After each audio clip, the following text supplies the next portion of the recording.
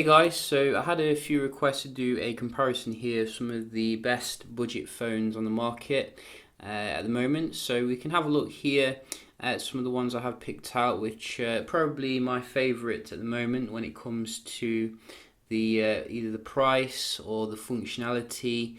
Obviously, there are a lot of budget phones on the market right now, a lot of no brand ones as well. So I might not have got the one that you want here, but maybe it's just not available where I am. And I wanted to highlight these ones as being some of the best that I've seen of 2016 so far. So basically, we do have the Redmi Note 3 Pro. This is obviously coming from Xiaomi. And this one, you can get also the lower end model, which is a Redmi Note 3 normal. But with the Pro, you are getting a better processor. You're getting, I think, better camera a little bit, as well as similar kind of metallic build, fingerprint scanner, 4000 mAh battery, and the Xiaomi MIUI, which obviously, as you can see, is coming without an app drawer here, very similar to iOS. It's been considered one of the more beautiful kind of UIs of Android here, and I'd certainly agree. It gives you a lot of customization here, so if you want to change things, you can pinch the screen here, you can change the effects, etc., the wallpapers. So it's very customizable. Some might say a little bit veering from the stock Android principles, but if you do want something a bit more interesting than stock, then it is certainly something to check out here. The thing that I really enjoy about this phone is the battery life, which I have done some tests against some other phones, and it just blows away pretty much everything at this price point. We're getting a 16 megapixel camera, which will do the job, but I think it could be considered the weak point of the device. It's not quite as good as what other manufacturers are offering here. We're also getting a speaker on the back, so not the best position. I don't think it's waterproof, and even though it is like a metallic kind of build, it feels a little bit cheaper than some other metallic phones that you will find on the market. But nevertheless, it is an absolute steal when you consider the value here. You're getting Snapdragon 650, which is a very good processor, Cortex A72, with a very good Adreno graphic solution. Gaming is handled very well. 3 gigs of RAM. It would be nice if we got a 4 gig variant, but for the price, I'm not complaining. Next up, I've chosen the Zenfone 3 here. This is probably my newest kind of budget phone, and some people might say this isn't a budget phone because it's a little bit more expensive than the normal budget phone. But you can get different types of the Zenfone 3. You can get the 5.2-inch version, which is I think coming in at a more entry-level price, but comes with very similar kind of specifications as well. Snapdragon 625.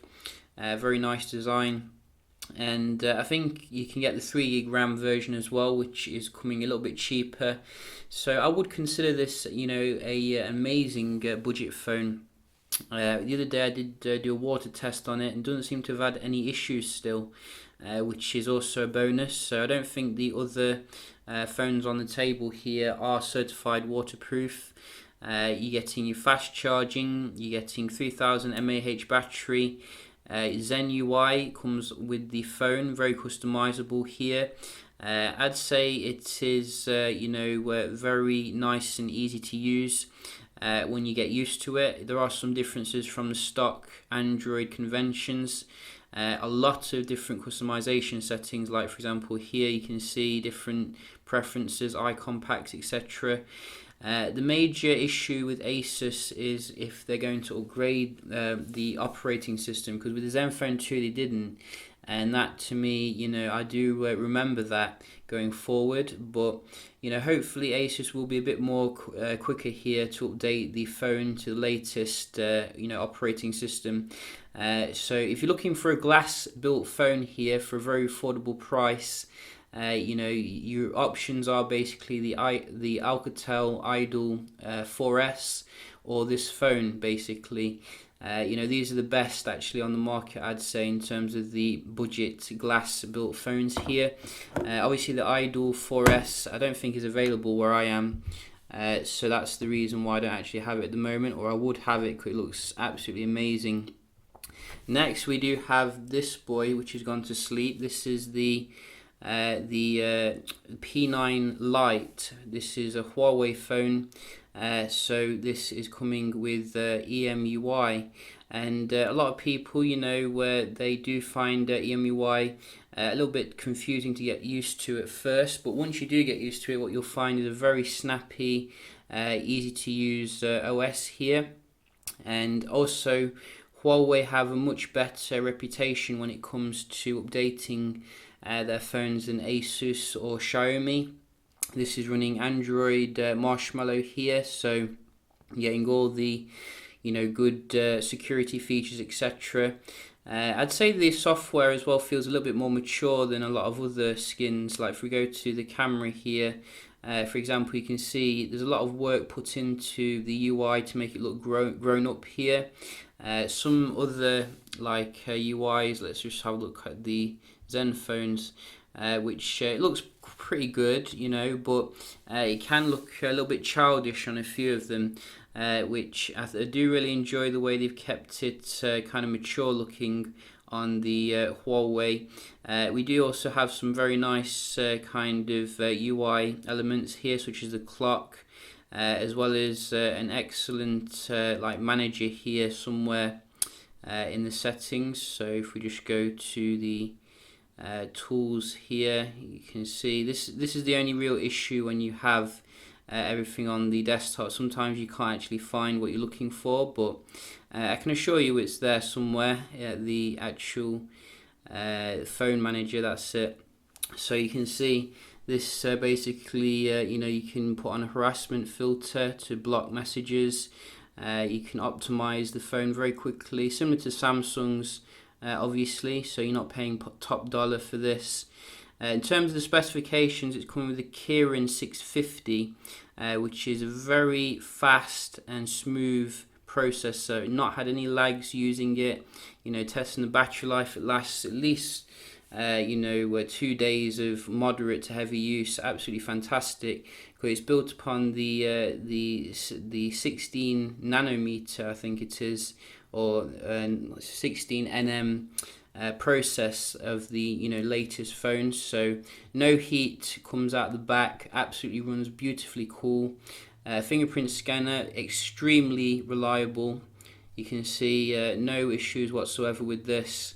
And it's just a good all-around phone at the end of the day. I wouldn't actually criticize it in any way at the moment. Yes, it could have waterproofing.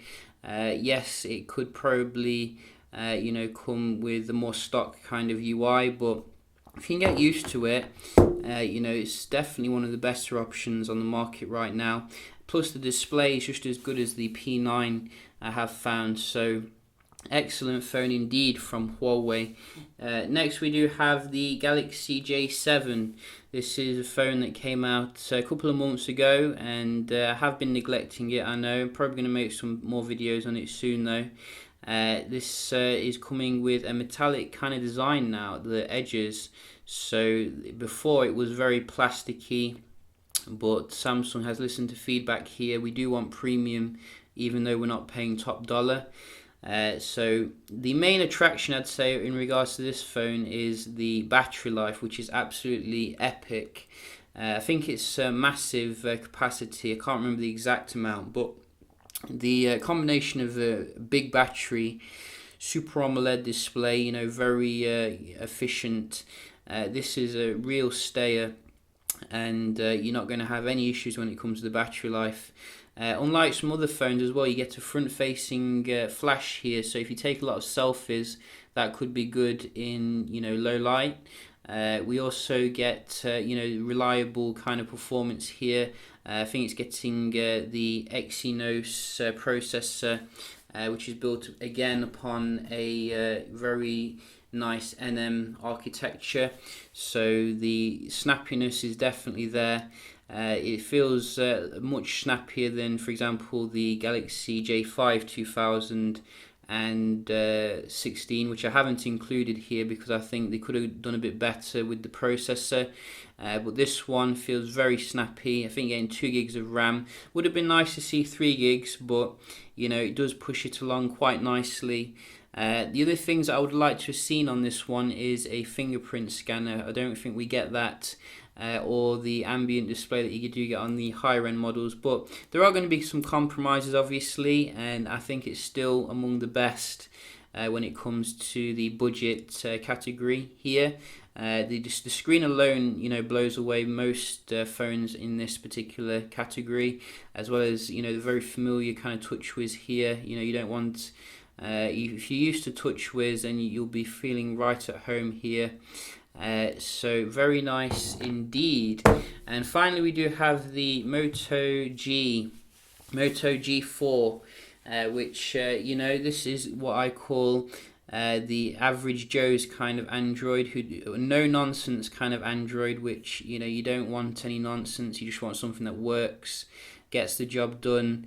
Obviously Moto has segregated its Motorola handsets this year. We're getting like different sizes, different configurations. But if you can only afford the standard Moto G4, what you're getting is a fantastic package here. Overall, you're getting much improved gaming performance compared to the last Moto G. Last Moto G really struggled because of the Adreno processor, which wasn't the best, but this one, I think you're getting a Snapdragon 617 package. It can handle pretty much most of the games I have played with it.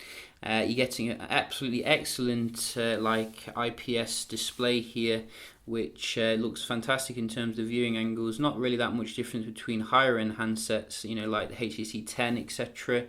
Getting a very stock build, you know, with some very nice Motorola actions that you can do, such as the karate chop that turns the light on, as well as some of the assistive stuff in the Moto actions. There are some nice little widgets as well Motorola have added, such as this one on the home screen. You can add weather.